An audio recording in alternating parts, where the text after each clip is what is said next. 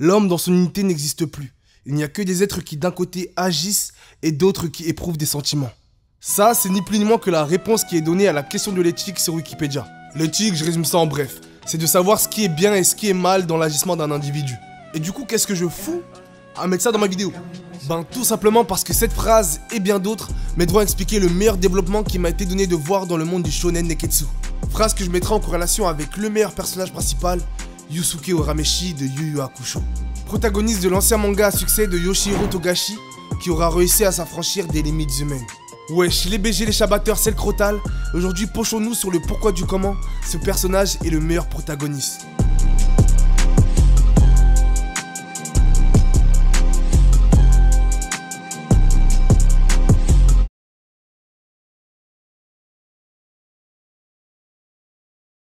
Malheureusement, c'est triste à dire, mais la vie de Yusuke Urameshi aura bel et bien commencé à ce moment-là, pendant que son esprit survolait son corps inerte au sol.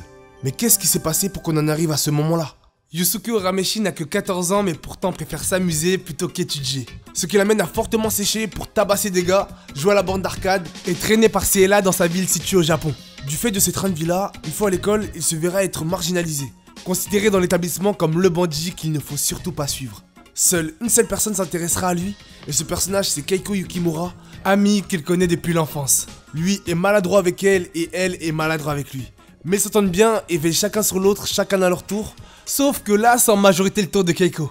Pris sur le fait après un malentendu et une altercation avec un prof qui le méprisait, il quittera l'enceinte du collège malgré qu'un prof voulant sa réussite aura essayé de l'en empêcher. Yusuke comprend en rentrant chez lui que à chaque fois qu'il va à l'école, les mêmes galères lui tombent dessus. Et une fois chez lui, comprend aussi que sa mère ne s'intéresse aucunement à la vie de son fils, de pourquoi il rentre aussitôt et surtout pourquoi il a pas de sac. Bref, ça l'énerve, le premier qu'il voit il lui en met une et ça sera pas de chance pour le groupe de Kuwabara qui aura essayé de lui faire une embuscade. Groupe géré par ce mec là, Kazuma Kuwabara, qui je vous dis pas comment il a pris cher, considérant malgré toutes ses défaites Yusuke Urameshi comme son plus grand rival. Voilà, maintenant vous connaissez le train de vie de Yusuke Urameshi. Il servait à ça le minuteur parce que sa vie ne tient même pas en 1 minute 30. Et tout changera du tout au tout lorsqu'il décidera de se sacrifier pour sauver un enfant sur la route qui allait se faire percuter. Je sais, il n'y a pas de transition, mais là le personnage principal est mort. Et le voilà sous forme astrale regardant son corps se faire embarquer par les ambulanciers. Yusuke n'ayant plus de corps, il ne peut plus agir sur la vie comme il pouvait le faire avant. Et pour reprendre la phrase que j'ai dite au début, la seule chose qu'il peut faire à présent, c'est éprouver des sentiments. Mais quel genre de sentiments un individu de 14 ans peut-il ressentir après sa mort? Et c'est là qu'un être plutôt surprenant fait son apparition. Je vous présente Botan, ou plutôt elle se présente elle-même à Yusuke. Mais après une apparition plutôt loufoque que Yusuke n'a pas appréciée, elle dit qu'il rentre totalement dans la description que Enma avait faite de lui. Mais Enma c'est qui? Dans le folklore japonais, il est cité comme étant le roi des enfers. Et vient alors la description qu'il a faite de lui.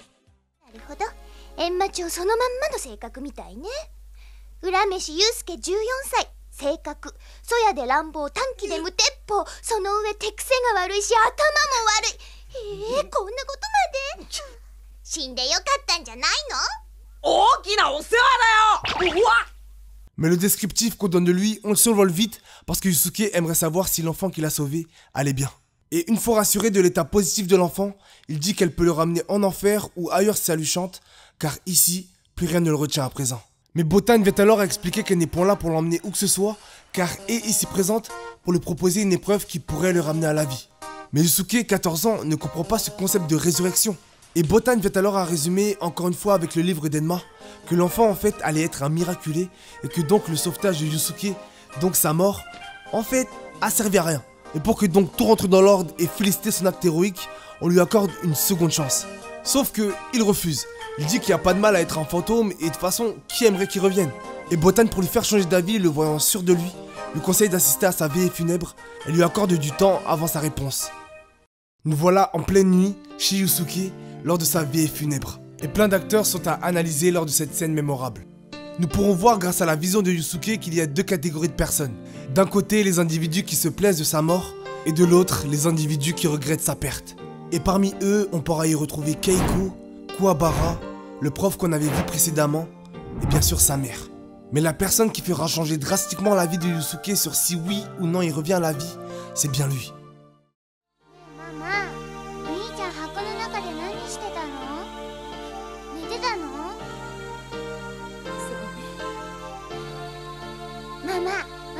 起きたらまた来ようね。起きてる時にちゃんとありがとう言いたいな。あのお兄ちゃんとっても面白かったんだ。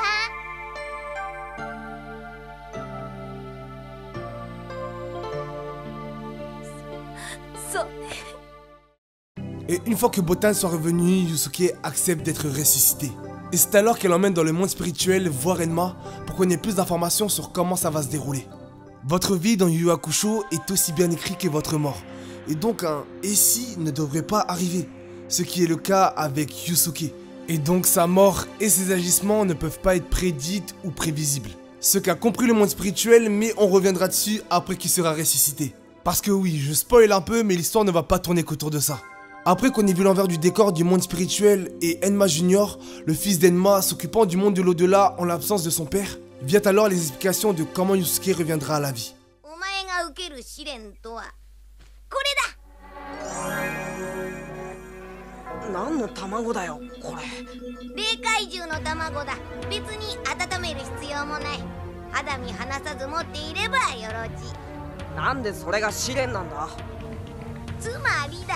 霊怪獣は人間の心から発するエネルギーを食って成長するのだ。エネルギーを発する人間の心次第で霊怪獣は悪魔にも天使にもなる。もし貴様の心が邪悪なパワーを発し続ければ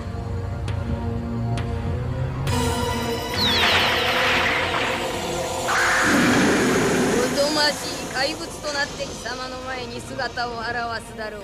そして霊体としてのお前は食われてしまう。それでおしまいだ。生き返ることはもう不可能だ。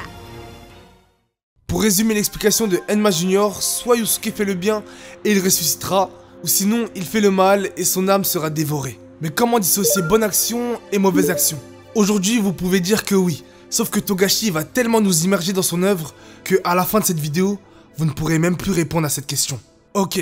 Enma Junior, pour redonner vie à Yusuke, permettra à ce que son corps ne se décompose pas. Et à travers les rêves de ses proches, Yusuke les informe qu'il compte revenir à la vie et leur demande de veiller sur son corps. De là, Keiko protégera le corps de ce dernier des flammes. Parce qu'il y a un pyromane qui est passé juste avant en fait. Seule solution qu'on donne à Yusuke pour la sauver, jeter son œuf de résurrection dans les flammes. Ce qu'il fera sans hésiter. Stop. Rappelez-vous de ce dragon qui sort de cet œuf là actuellement, parce que ce sera important pour la suite. Après que Keiko fut sauvé, on accordera un autre œuf à Yusuke, œuf que cette fois-ci, Enma Junior décidera de garder. Par la suite d'un baiser tout romantique, tout chou de la part de Keiko, Yusuke reviendra à la vie. Et pour garder un individu aussi imprévisible, le monde spirituel décidera de l'engager en tant que détective spirituel. Son travail sera de chasser les bêtes ténébreuses lorsque l'autre monde lui demande. De cela, il développera des capacités plutôt exceptionnelles et aura affronté divers monstres. Et parmi tous les monstres qu'il aura affrontés, parmi eux, il y aura un certain Yei et un certain Yoko Kurama. Yusuke les aura tous les deux affrontés, mais tous les deux d'une différente manière. Mais avant d'être deux, ils étaient trois. Trois monstres voleurs de trois objets spirituels appartenant au monde de l'au-delà. Une épée qui transforme les humains en monstres, une orbe qui aspire l'âme des vivants qui a une préférence pour les enfants, et un miroir qui lors de la pleine lune accorde un vœu à son utilisateur. Après un conflit d'intérêts, les monstres se sépareront en portant chacun un objet avec eux. Yusuke, à l'aide d'un nouveau pouvoir en poche appelé le rayon astral qu'il peut utiliser qu'une fois par jour, il parviendra à en tuer un, et récupérera la sphère avide que le monstre utilisait pour manger des âmes humaines. De suite de ça, Yoko Kurama conviera Urameshi à un hôpital. Il lui présentera sa mère malade et lui expliquera tout. Il lui dira qu'anciennement, il était un démon, mais ayant croisé la route d'un chasseur aguerri, il était sur le point de mourir. Alors, il se réincarna dans le corps d'un bébé sur le point de naître d'un couple. De là, il reçut le nom de Suichi et attendit des années avant que ses pouvoirs démoniaques lui reviennent totalement. Mais pendant ce laps de temps, sa mère tombit malade. Il volera donc le miroir des ténèbres pour qu'il lui accorde un vœu lors de la pleine lune. Seule condition à l'utilisation de ce miroir, la perte de la vie de l'utilisateur. Yusuke, voyant Kurama donner sa vie pour sauver celle de sa mère, décidera de l'aider et de là permettra qu'aucun d'eux ne meure. Et par la suite récupérera le miroir ténébreux. Après il y aura eu Yei, détenteur de l'épée exterminatrice, qui après qu'il s'en est pris à Keiko s'est fait niquer sa race, malgré qu'il possédait diverses ambitions comme diriger le monde des esprits. Mais bref, ce qu'on doit retenir de tout ça c'est que Yusuke n'est pas assez fort. Alors le monde spirituel l'enverra voir Genkai et on verra une fois arrivé sur le lieu un individu plutôt atypique. Je l'ai omis mais Kuwabara possède certains pouvoirs dont une sensibilité à tout ce qui est astral. Alors il expliquera à Yusuke que Maître Genkai l'aura fort aidé à maîtriser ses dons. et que la présence de tout ce monde s'explique parce que Genkai cherche un successeur. Après que Genkai et sa force nous soient montrés, de là les épreuves se seront déroulées, toutes dans lesquelles Yusuke aura excellé et sera devenu le nouvel élève de Maître Genkai, restant auprès d'elle pendant 6 mois pour apprendre la technique secrète de cette dernière, l'onde astrale. Après ça, un court arc mêlant zombies et flûte diabolique aura commencé. Zombies se faisant contrôler par des insectes dirigés par une flûte diabolique étant dans le monde des ténèbres. Et pour régler cette histoire, il aura fait équipe avec Kuwabara, mais surtout avec Yei et Kurama, engagés par le monde des esprits pour payer leurs crimes. Mais après que Keiko fut mêlée à cette histoire et qu'elle s'est terminée, elle en toucha 2 mois à Yusuke. Urameshi, pour rassurer Keiko, lui promit qu'il n'y aurait pas d'autre histoire similaire à celle-là, sauf qu'il ne savait pas ce qui l'attendait. Yusuke, se dirigeant tout droit vers l'école, croisa la route de Yei. Il lui transmit une cassette disant être de la part de Enma Junior. Profitant après les cours du magnétoscope de Kuwabara pour la lire, des suites de leur visionnage, voilà ce qu'on aura appris. Un trafiquant scrupuleux de bijoux nommé Hanzo Tarokane aura développé son influence. Ce qui lui aura permis de faire cela, ce sont les pierres précieuses de Korihime, en découvrant leur mode de fabrication, qui sont les pleurs d'une fille des glaces. Après qu'on ait vu le visage de cette dernière et la cage dans laquelle elle est, c'en fut trop pour Kuwabara qui fut immédiatement charmé et s'empressa d'aller acheter les billets pour se rendre là-bas. Kuwabara loupera le plus important de la vidéo. Car oui, cette fille des glaces, ce n'est pas personne, car c'est ni plus ni moins que la sœur de Yei. Au même moment, dans le manoir de Hanzo Tarokane, 2 individus arrivaient en hélicoptère. Leur nom, les frères Toguro, connus sur le marché noir pour fournir toutes sortes de monstres et de bêtes ténébreuses. Dès qu'ils arrivent, ils montrent que c'est eux les plus forts, en terrassant le monstre le plus puissant de Tarokane et en faisant pleurer la princesse des glaces, chose qu'ils n'avaient pas fait depuis un moment, montrant alors leur cruauté. Lorsque Yusuke et Kuwabara arrivèrent à la propriété de Hanzo Tarokane, ils terrasseront tous les monstres que ce dernier enverra pour les arrêter. Impressionnant de ces faits, Toguro. Au même moment, le Black Book Club nous sera présenté. Groupe de très grands milliardaires, tous trempant dans des business illégaux. Bien sûr, parmi eux, il y a Tarokane, mais un individu pour le moins intéressant se fera remarquer. Un certain monsieur Sakyo. Lorsque Yusuke et Kuwabara affrontaient les monstres que Toguro leur envoyait, on aura pu apercevoir plusieurs de leurs nouvelles attaques. Tout d'abord, il y a Kuwabara. Je me suis pas attardé sur lui puisque la vidéo repose uniquement sur Yusuke, mais depuis l'examen que Genkai avait fait pour trouver son nouveau successeur, il est en mesure de transformer son énergie astrale en épée rayonnante pouvant découper ce qu'il veut. Et aussi épée pouvant s'allonger. Après, il y a Yusuke. Tirant de son doigt un rayon astral pouvant faire énormément de dégâts, il possède maintenant 5 coups par jour, coups qu'il peut diviser et propulser en rafale. Un autre individu, en plus de Botan, Yusuke et Kuwabara, aura réussi à forcer l'entrée. Cette personne, c'est Yei qui vient chercher sa sœur. Après que Yusuke et Kuwabara aient terrassé tous les monstres que Toguro leur envoyait, il décida de les affronter personnellement. Mais quels sont les pouvoirs de lui et son frère? Ce dernier a la capacité de se renforcer musculairement grâce à son énergie astrale. Et capacité de renforcement qu'il échelonne par des pourcentages. Ce mec, c'est la brute originelle. Quant à son frère, il peut modifier son apparence, donc ses cellules, pour prendre la forme qu'il veut. Donc un bouclier, une épée, ce qu'il fera lors du combat entre Yusuke et Kuwabara. Une fois réunis, les frères Toguro sont inarrêtables. Ils massacreront tout simplement Urameshi et Kuwabara, malgré ce que ces derniers pourraient leur faire. Et après que Kuwabara ait eu accès aux souvenirs de la princesse des glaces, montrant ce qu'elle a vécu, de ça il trouvera la force de se relever et à l'aide du rayon astral de Yusuke, se propulsera et plantera son épée dans le ventre de Toguro. Tout ça sous les yeux des membres du Black Book Club. Au même moment, Yei débarqua avant que Hanzo Tarokane s'enfuit avec sa sœur. Alors qu'il était sur le point de l'achever, donc tuer un humain, crime impardonnable pour un démon dans le monde terrestre, sa sœur l'arrêta in extremis avant qu'il fasse une erreur. Suite à ça, elle lui demanda s'ils se connaissaient, ce que Yei omettra. Après que Kuwabara eurent des soins spécialement donnés par la princesse des glaces, ils partirent en laissant un corps derrière eux, celui de Toguro. Corps qui peut bouger parce que, oui, en fait, il est pas mort. On comprendra que ce qui s'est passé n'était ni plus ni moins qu'une machination de Sakyo. De la fausse défaite de Toguro à la mort de Hanzo Tarokane. Après que Toguro l'ait éliminé des ordres de Sakyo, il déclare son envie de réaffronter Yusuke et Kuwabara. Chose que son employeur avait déjà organisée, car dans 2 mois, le tournoi des ténèbres commencera. Pendant que Yusuke faisait du shopping avec Keiko, il repéra un individu plutôt suspect sur une moto. Après être parti l'interpeller, cet individu retira son casque. Et alors que Yusuke le pensait mort, il verra Toguro. C'est alors qu'en un instant, il décochera un coup qui laissera une entaille sur les habits de Yusuke. Ce dernier fut alors terrorisé, ayant encore tout tremblotant devant un ennemi plus que sûr de lui. Et après qu'il menaça de s'en prendre à Keiko, il demanda à Yusuke de le suivre. Dans un bâtiment en construction, il lui expliquera tout. Qu'il a fait exprès de perdre, mais surtout que pendant leur dernier combat, il n'avait utilisé que 20% de sa puissance. Mais par contre, nous pouvons voir une chose du point de vue de Yusuke. Il a peur, il tremble de partout, et c'est justifié, car comprend que devant lui, il n'a pas affaire à un humain, mais tout simplement à un monstre qui est plus fort que lui. Toguro reconnaîtra la peur de Yusuke comme une qualité, car il n'y a que les hommes forts qui sont effrayés face à plus fort qu'eux. Après ce court moment, il lui dira qu'en une minute, avec 60% de ses capacités, il peut raser ce bâtiment de plusieurs étages. Et dans une scène très bien animée, il le fera, sous les yeux ébahis de Yusuke. Il fera nuit lorsque Yusuke sortira des décombres. Sauf que Toguro n'est pas parti, et voilà ce qu'il lui a dit. 2ヶ月後、ある場所で武術会が開かれる。武術会。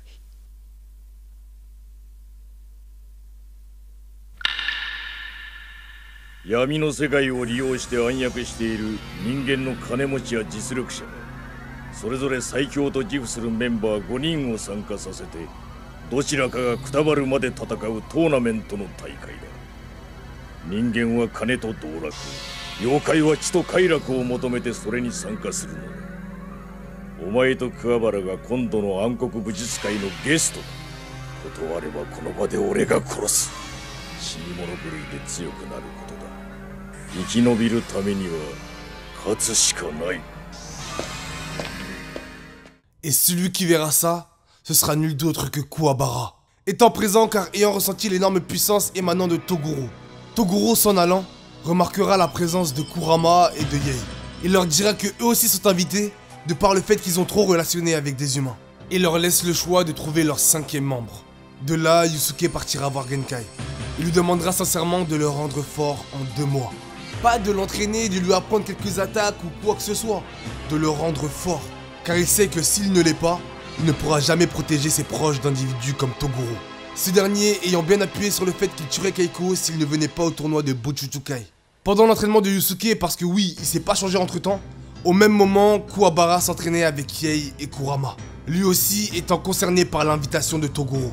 Et c'est à ce moment-là que commença l'arc du Dark Tournament. Lors d'une nuit noire, un soir de pleine lune, 3 individus semblaient faire tâche par rapport au décor qui était instauré. Décor composé de monstres, tous plus effrayants chacun les autres. Ces personnages ce sont Yei, Kurama et Kuwabara. Attendant celui qui les rejoindra un petit peu en retard avec un individu, Yusuke Urameshi. L'équipe de Yusuke étant complète, la sélection du tournoi peut commencer. Sélection se déroulant sur un bateau où qu'une seule équipe devait sortir indemne. Et bien sûr les frérots ils se sont entraînés pendant 2 mois et t'inquiète pas qu'ils sont forts. L'équipe Urameshi étant sélectionnée, le tournoi peut commencer. Durant ce tournoi que je dis être le meilleur arc du tournoi tout manga confondu, arc qui malgré que vous ayez vu cette vidéo je conseille à aller voir, ben il s'est passé beaucoup de choses. Tout d'abord on aura pu voir l'évolution en termes de puissance de nos personnages, je reviendrai sur ça plus tard, car plusieurs individus auront fait leur apparition durant cet arc.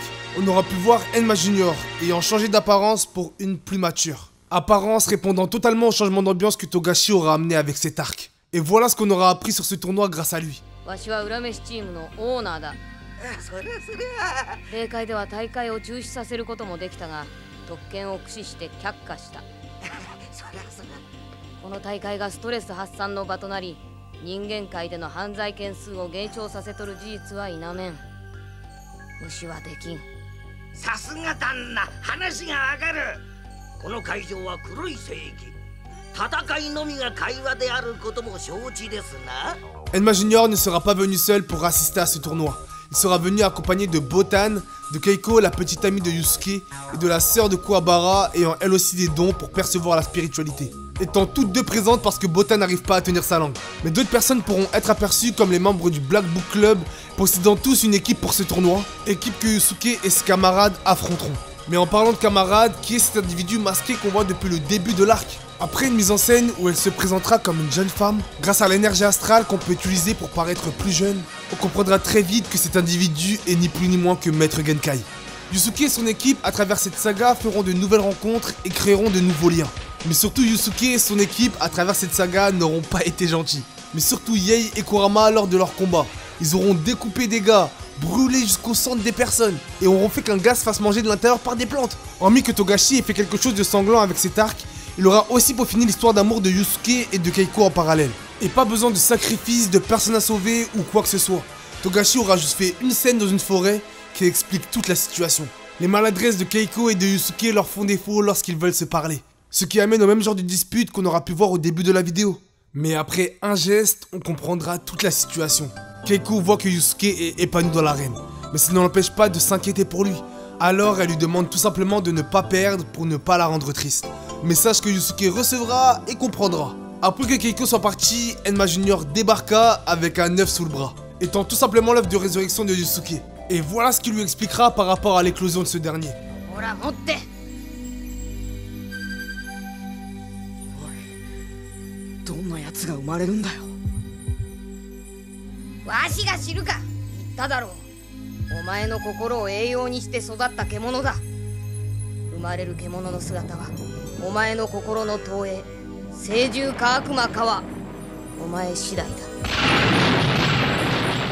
Après l'ouverture de l'œuf, un être plutôt étrange viendra se poser sur la tête de Yusuke. Après qu'ils se soient tous moqués de l'apparence de Yusuke à cause de ça, et qu'ils soient partis dans les tribunes de l'arène pour voir leurs prochains adversaires, ils auront vu Toguro et son équipe dans les tribunes d'en face, pointant du doigt Yusuke pour lui dire que quoi qu'il arrive, il devra l'affronter. Chose à laquelle Yusuke répondra par une menace de mort simple, efficace. Kuwabara, de par cette rencontre, aura été terrifié, ayant vu 5 individus parvenant à masquer leur présence mais surtout leur puissance. Après cette rencontre fortuite où Yusuke aura montré son assurance, Maître Genkai l'aura emmené à l'extérieur pour lui montrer une chose. Pour cela, il lui demandera de faire un rayon astral, technique étant la plus puissante de Yusuke. Sa technique détruira un rocher. Genkai recopiera sa technique, mais quant à elle, elle détruira une montagne, rajeunissant de par le fait qu'elle a utilisé un gros flux astral. Yusuke sera impressionné, et après le message que Genkai lui a fait passer, il aura compris le gouffre qui les sépare tous les deux. Et Genkai lui dira tout simplement qu'elle ne peut plus utiliser toute cette énergie astrale, pouvant toujours prévoir les actions de ses ennemis, mais n'ayant plus la force et l'endurance de les combattre. Et dira ne plus pouvoir affronter un individu comme Toguro comme elle pouvait le faire avant. Et alors, en tant que maître, à travers une épreuve, elle lui lèguera ses pouvoirs dans une caverne, chose qui mettra à rude épreuve le corps de Yusuke, n'ayant pas encore assez préparé pour ce genre de choses à la manière d'un My Hero Academia. Pendant qu'il est en train de souffrir le martyre dans le noir, énumérons l'évolution en termes de puissance chez nos héros après ces 2 mois d'entraînement. Commençons par Kuwabara. Lui sera plus rapide qu'avant et pourra suivre des mouvements que normalement il pouvait pas suivre. Et malheureusement il ne recevra pas d'autres glow-up. Bref, il est un petit peu con sur les bords, mais parfois il aura gagné, mais il aura surtout perdu. Passons à l'évolution de Kurama. Lui au début du manga utilisait une rose qu'il transformait en fouet, lui permettant de découper plusieurs choses. Mais maintenant, il peut utiliser des plantes provenant du monde des ténèbres, plantes possédant plusieurs capacités. Mais c'est pas tout.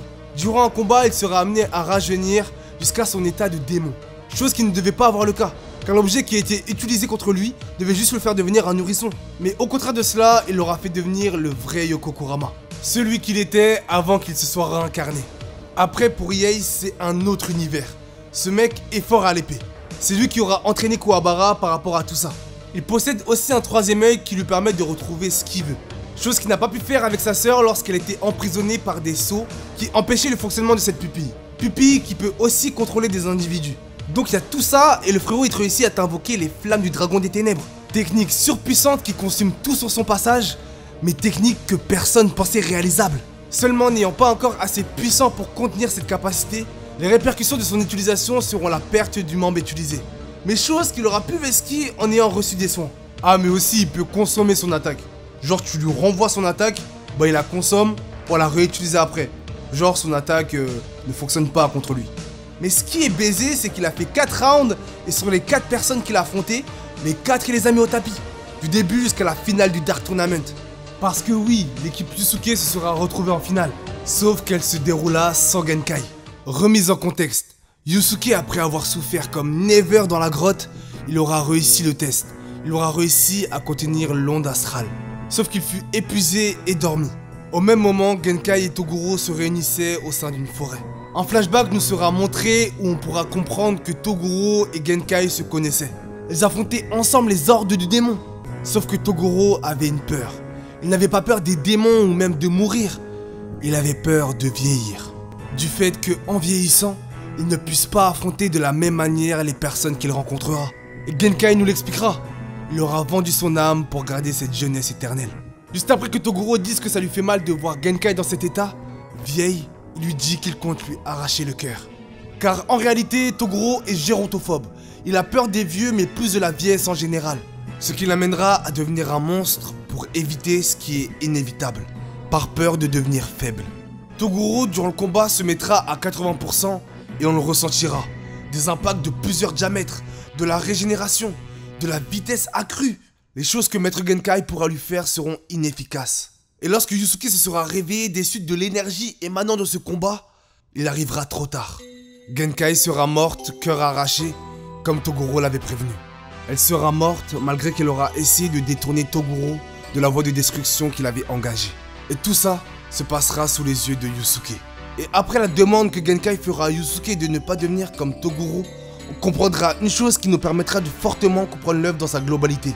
Et cette chose, c'est que les grands antagonistes que Yusuke sera amené à affronter au cours de l'histoire auraient pu être lui. J'expliquerai pourquoi après avec Toguro et j'expliquerai après cet arc pourquoi avec Sensui. Parce que Yusuke est en colère dû au décès de son maître. Il foncera point le premier vers Toguro, point chargé d'énergie astrale. Il décochera un coup sur la paume de Toguro, Toguro arrêtant son attaque. Par contre, ce dernier lui en remettra un et là, il volera à des centaines de mètres. Yusuke traversera toute la forêt et arrivera sur un arbre. Il nous sera montré après que toutes les personnes contrôlant l'énergie astrale dans l'équipe de Yusuke sauront que Genkai est morte. Mais Toguro n'en a que faire de la suite, car verra que Yusuke a fortement progressé en regardant la main sur laquelle il a asséné son coup. Et ce dernier pense que c'est enfin le moment d'activer le mode 100%. Encore une fois, pour reprendre la phrase que j'ai dite au début, Yusuke n'aura pas pu agir. Agir en arrivant à temps pour sauver Genkai. Et donc de cela, il ne pourra qu'éprouver des sentiments. Il s'énervera contre Enma Junior voulant le remettre sur pied pour le tournoi, ressentant de la colère, et décochera l'un de ses meilleurs rayons astrales pour accompagner l'âme de Genkai, et du coup, ressentant de la tristesse. Recevant au même moment les mots de son maître, disant de ne pas la rejoindre maintenant. Donc, de gagner le tournoi. Voici la situation de nos protagonistes quelques heures avant la finale du tournoi. Yei verra la différence de puissance entre lui et Toguro. Kurama recevra un liquide provenant d'un arbre des ténèbres lui permettant de redevenir Yoko Kurama, celui qu'il était avant sa réincarnation. Kuwabara quant à lui recevra un manche de katana drainant l'énergie astrale de son possesseur pour donner une épée surpuissante. Et Yusuke lui s'entraînera à maintenir son aura. Aura qui aura fortement pris du volume depuis la dernière fois, dû au fait que maintenant il possède l'onde astrale. En retournant vers Sakyo, l'un des organisateurs du tournoi et chef de l'équipe Toguro, on apprendra qu'il souhaite ouvrir un passage vers le monde des ténèbres. Seule condition à ça, de l'argent. Chose qu'il compte bien avoir car compte gagner le tournoi à l'aide de Toguro. Après que le jour se soit levé, le match opposant l'équipe Urameshi à l'équipe Toguro commença. Les palmarès de ce match sont Kurama qui tue son adversaire et se relève à la dernière seconde du décompte. Yei qui réussit à réutiliser les flammes du dragon démoniaque et parvient à gagner sur son adversaire. Et Kuwabara qui est en mauvaise posture contre le petit frère de Toguro, mais qui à la fin a quand même gagné. Ah et aussi j'ai failli oublier, Yei à cause de son attaque il a détruit le terrain. Alors Toguro il est parti chercher à la mano une autre plateforme dans le stade d'à côté et il l'a ramené pour continuer le tournoi. Après que Sakyo et Enma Junior aient parié leur vie sur le match qui allait venir, Yusuke contre Toguro, le match débuta. Le frère de Toguro voulut s'interposer mais il dégagea assez vite car Toguro voulait que ça soit un 1v1. Au début ça a commencé smooth, 80% ce qui a tué Genkai, on va voir comment il va se débrouiller. L'énergie spirituelle qui se dégage de Toguro est tellement incroyable qu'elle fait fondre les plus faibles. Heureusement que Pyu, ouais c'est la créature qui est sortie de l'œuf, protège Keiko et les autres. Je mentirais si je disais que ça se l'est pas foutu, parce que ça a donné des patates à chaque frame du combat. Jusqu'à que Toguro se dégonfle comme un ballon de baudruche et reconnaisse Yusuke comme un véritable adversaire et active le mode 100%. Tout le monde dans la salle soit sera mort, soit sera choqué et ne reconnaîtra plus Toguro en tant qu'humain. Dans ce mode là, juste une pression d'air créée au bout des doigts peut attaquer, ce qu'il fera à Yusuke et qu'il volera à quelques mètres. Moi ce que je me rappelle de ce combat à partir de ce moment là, c'est que Toguro aura littéralement dit à Yusuke: arrête de te prendre pour un mec immortel, mon gars je vais te mettre ta sauce. Et lui a mis un coup de poing et il a volé jusqu'aux tribunes d'à côté. Il aura fallu l'intervention de Genkai qui se sera réincarné dans Pyu pour permettre la victoire à Yusuke. Et voilà ce qu'elle dira. Yusuke no hontou no sokoji kara o mitai n daro? Tettori bayai hohou o oshiete yaru yo. Koitsu no Yusuke no nakama o korosu koto da na. Yusuke essaya d'empêcher cette brute de tuer Kuwabara, mais il ne put rien faire. Et de cette peine et de cette rage naîtra un autre Yusuke. Un plus confiant, mais surtout un plus vide à l'intérieur. Toguro dira que Yusuke aura atteint la même cour que lui. Et cela par le fait que les coups de ce dernier ne lui font presque plus rien. De par la difficulté du combat, Toguro n'hésitera pas et se mettra jusqu'à 120%. C'est alors que sans hésiter, Yusuke décochera un rayon astral qui tiendra des deux mains, voulant s'assurer la victoire. A savoir que cette action sera la dernière de ce combat titanesque. Toguro, main la première, partira pour arrêter ce rayon astral surpuissant. Mais au bout de quelques secondes, il dut mettre la deuxième, tellement cette attaque était chargée d'énergie. Le flux spirituel sortant du doigt de Yusuke s'arrêta, signifiant qu'il ne possède plus d'énergie astrale et donc s'écroula. Mais Toguro parvint à arrêter ce que Yusuke a décoché. Et voilà ce que Toguro dira à Urameshi au sol.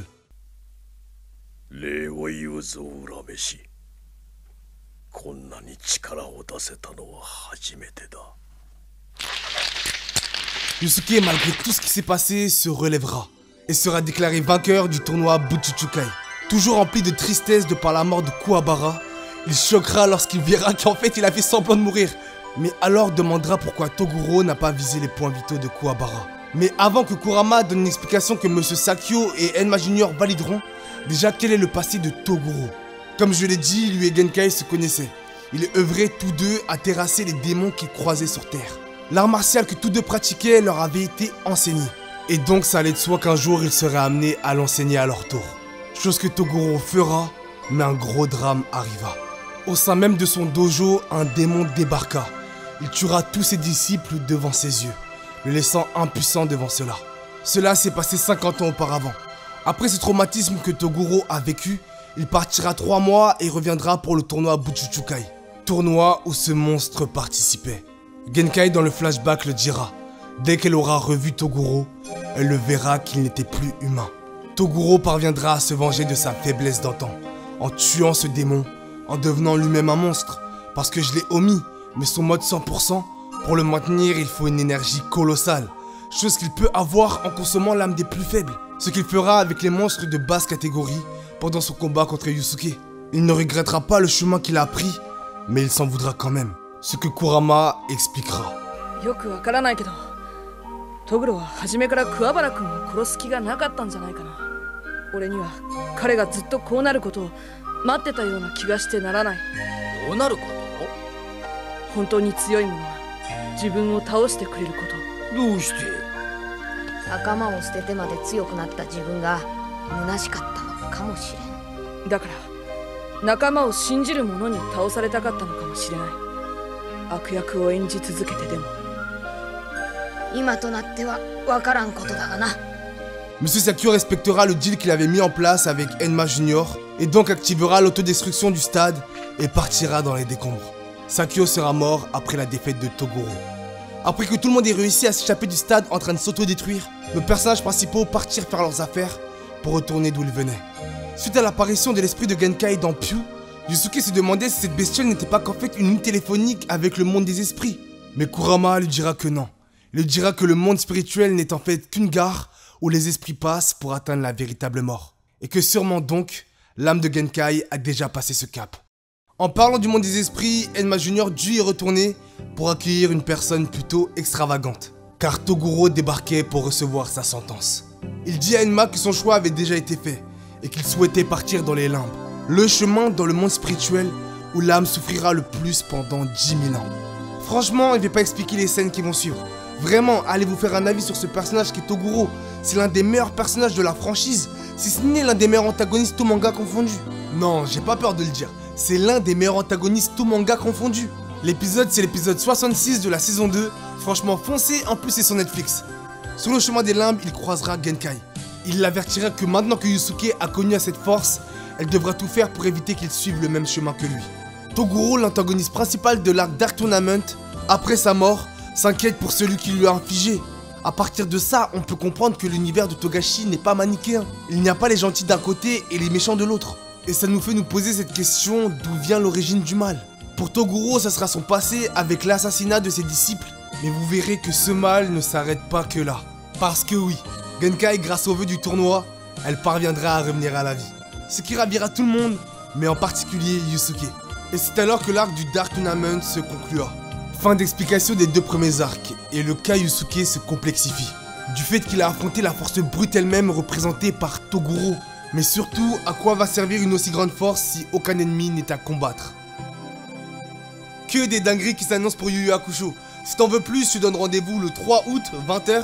Franchement, sois au rendez-vous parce qu'on abordera le développement de Yusuke dans les arcs finales de ce manga grotesque pour après enchaîner avec une grosse théorie qui parlera du vrai père de Gon et des secrets et mystères du Dark Continent. Mais sinon, abonnez-vous si vous ne l'êtes pas encore et lâchez un like. Vous connaissez, c'était le Crotal.